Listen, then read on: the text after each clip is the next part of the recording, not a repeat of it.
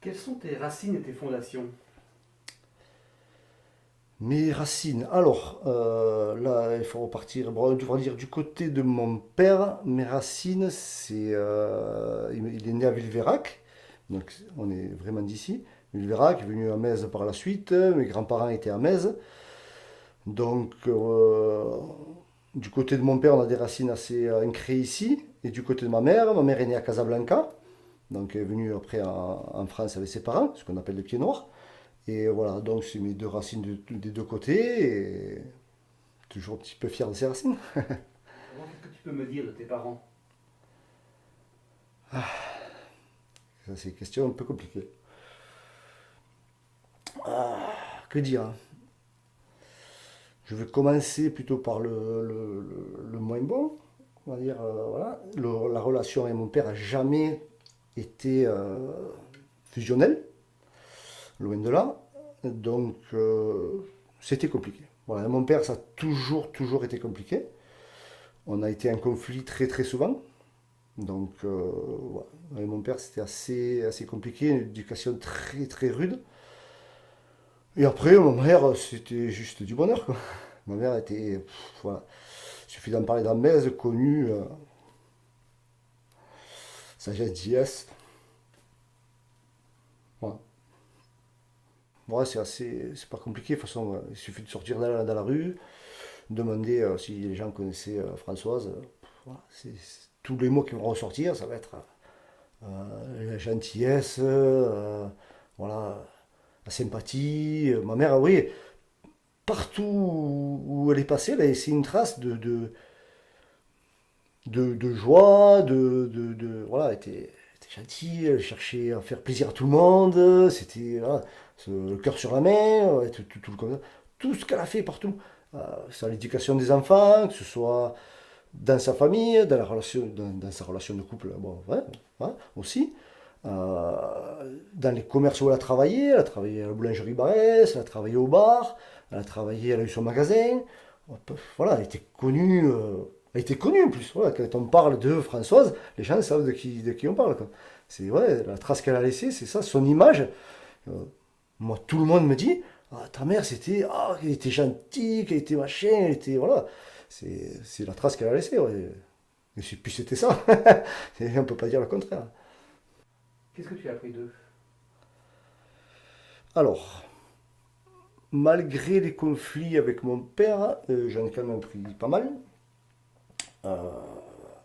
D'où peut-être mon caractère un petit peu dur et fermé, où j'ai appris à me mettre une coquille. Je pense que je pense que ça vient de son côté là. L'éducation. Alors j'ai essayé, je dis bien j'ai essayé, parce que quand on est parent, on fait ce qu'on pense bien. Donc j'ai essayé de prendre le bon côté éducation de mon père sans être dans l'extrême comme il l'était. Donc voilà, toujours dans le compromis un petit peu. Bon, de toute façon, tous les parents sont autodidactes, hein, parce que voilà. Mais ouais, j'ai essayé de prendre son côté éducation, parce qu'il avait un côté éducation qui était bien. Il avait beaucoup de respect aussi avec les gens, il était très, très droit. Ça, puis voilà, comme je dis, je pense qu'il m'a formé un petit peu le caractère. Et puis ma mère, ça a été toujours la gentillesse, c'était la fête, toujours le sourire. Elle m'a peut-être ramené ce côté plus sociable. À aller vers les gens, à parler, à discuter. Voilà. Malgré ma coquille, j'ai peut-être un côté aussi très sociable. Donc j'ai un petit peu les deux. Et voilà, je pense que ma mère m'a amené ce côté-là. Et après, comme j'ai toujours eu ce caractère un petit peu fermé, même avec ma mère, ça passait super bien, quoi. Et puis voilà, oui, m'a appris beaucoup de choses. Les deux m'ont appris le yin et le yang, entre guillemets, quoi. Donc sinon, oui, c'est très bien. Qu'est-ce qu'ils faisaient comme métier, tes parents?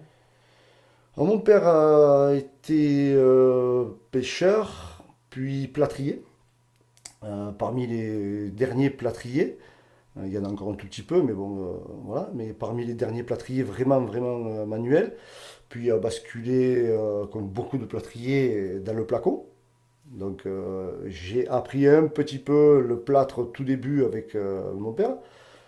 Et après, j'ai basculé avec lui sur le placo, il m'a montré. Et ensuite, ils ont acheté le restaurant du port. Donc là, j'ai intégré là très, très jeune. J'avais pas 15 ans, voilà, d'où mon métier d'hôtellerie. Et ma mère a toujours été dans le commerce, que ce soit en boulangerie, au bar, magasin de vêtements, à Metz, Jean Look, ça s'appelait Jean Look à l'époque. Voilà, donc toujours été dans ouais, dans le commerce. Ça s'appelait comment? Comment s'appelait votre restaurant-café? C'était le café du port. Le nom, c'était le café-restaurant du port. Et il y avait un surnom. Nous, quand on l'a acheté, ça s'appelait le Mazella. Parce que les anciens patrons s'appelaient Mazella. Donc nous, on a racheté. C'est vrai que ce nom est resté très très longtemps. Après, il y a Fadi qui a racheté. Euh, et là, on a supprimé le tabac. Parce que venait de vendre un tabac à Marseillan. Ils ne voulaient pas revenir sur du tabac parce que c'est très contraignant. Parce que nous, mes parents, l'affaire qui tenait, c'était bar, hôtel, restaurant, tabac. Donc, et après, à partir de Fadi, le nom Mazella est un petit peu tombé. Nous, quand on l'avait, ça tenait encore. Et après, c'est un peu tombé. Donc, c'est devenu Fadi parce que leur nom est resté. Et qu'est-ce que tu as comme souvenir de cette époque de la restauration avec tes parents C'était, moi, j'ai très bons souvenirs. J'avais 15 ans. Avec 15 ans, j'ai appris le métier vraiment là, en vrac dans l'urgence parce que quand mes parents ont pris le restaurant, 15 jours après, c'était le 1er mai, c'était la cavalcade. Voilà, je savais tout juste tenir un plateau à deux mains. Et là, je me retrouve direct avec tenir un plateau, avec des commandes, des machins. Donc, ouais, ouais, mais après, très bons souvenirs. Très, très bons souvenirs. Beaucoup de relations, beaucoup d'amis, beaucoup de fêtes. Beaucoup de fêtes, et entre autres, j'ai connu ma femme. Donc, très bons souvenirs aussi. Et oui, oui, non, très bien. Très, très bien. Quel enfant tu étais, toi? Alors, bon, on va revenir sur le petit truc que j'avais dit avant par rapport aux relations avec mon père. J'étais l'enfant non désiré, entre guillemets. Donc, de suite, bon, j'étais un petit, quand même assez rebelle, pour être honnête. Assez rebelle, une tête dure, un casse-cou. Voilà, pas très bon à l'école, parce que rebelle, parce que voilà, parce que l'époque était comme ça. Mais oui, voilà, j'aimais bien faire les 400 coups avec les potes, machin, à Metz et tout. J'ai vécu jusqu'à 12 ans à la paillade quand même. Donc ça ouais, c'est assez particulier quand on arrive après à Metz. Même si je connaissais Metz parce que tous les week-ends, les vacances, on était là. Mais quand je suis arrivé à Metz, j'arrivais de la paillade où il faut quand même un petit peu s'affirmer. Donc voilà, je suis arrivé à Metz, je ne me suis pas trop laissé marcher sur les pieds, mais je connaissais quand même du monde, donc ça s'est bien fait. Oui, j'étais assez rebelle, assez casse-cou, mais bon, fêtard, j'aimais bien m'amuser, mais bien voilà, c'est un petit garçon. Hein. Quels étaient tes rapports avec ta fratrie? Avec mon frère, je m'entends très bien. Voilà, je m'entends très très bien. C'est toujours un petit peu compliqué, parce que après, bon, il est parti de Metz, on se voit un peu moins. Jeune, on n'avait pas du tout les mêmes caractères. Moi, j'étais un petit peu ouais, j'étais là, un petit peu le rebelle foufou. Lui était un petit peu plus scolaire, un petit peu plus posé entre guillemets. Et après, il est parti à l'armée. Quand il est revenu de l'armée, ça a été beaucoup mieux.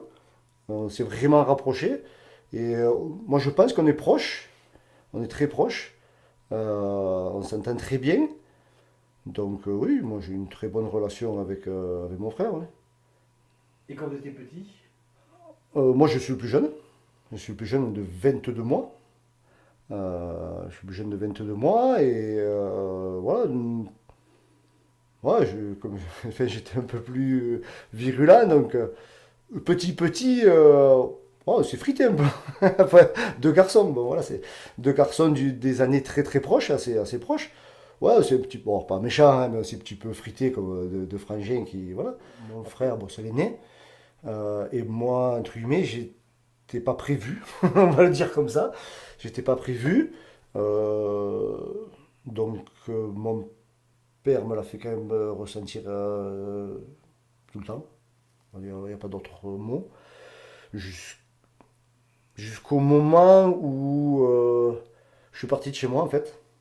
C'est bon, je suis parti, j'avais pas 18 ans quand je suis parti.